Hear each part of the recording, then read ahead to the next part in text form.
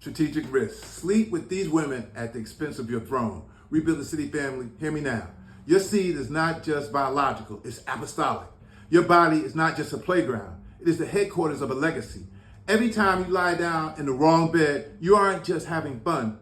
You are signing a spiritual contract with a spirit you didn't audit. The wrong woman isn't just a mistake. She's a strategic assassin designed to drain your oil and abort your assignment. Sleep with these women at your own risk. Number one, the spiritual and medical unknown. Don't sleep with a woman whose spiritual and medical history you don't know. Ignorance is not innocent. It is suicide. When you enter a woman without knowing her background, you are opening your soul to diseases, curses, and spirits you cannot see with the naked eye. HIV, STDs, spiritual covenants, and ancestral baggage are real. The bed may be sweet, but the bitterness afterward is deadly. You don't know the altar she has bowed to or the spirit she carries. You may think you just enjoyed her body, but you inherit her demons and her sicknesses. The word says, do not know that he who unites himself with a prostitute is one with her in body?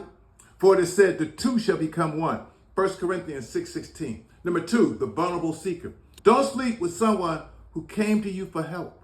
If a woman comes to you for financial, spiritual, or emotional help, and you take advantage of her vulnerability, you're not only killing her trust, you are cursing your own house.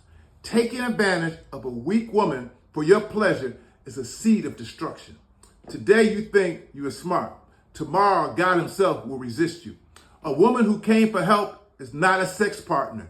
She is your assignment. If you betray that trust, the judgment will not be light. The word says, whoever shuts their ear to the cry of the poor will also cry out and not be answered. Proverbs 21:13. Number three, the violated. Don't ever force yourself on somebody. Rape is not just a crime. It is a sin that cries to heaven. When you force a woman who said no, you are not a man, you're a beast. You take away her dignity. You plant trauma in her spirit. God hears the cry of the violated, and he will not spare the violator. True masculinity is self-control, not selfishness. One reckless act will stain your name and your bloodline forever. Respect boundaries, respect God. Number four, the covenant wife, adultery. Don't sleep with a married woman.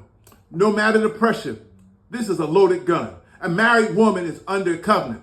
When you enter her bed, you are fighting her husband, destroying her home, and declaring war on God's law. Even if she's chasing you or promising you heaven on earth, flee.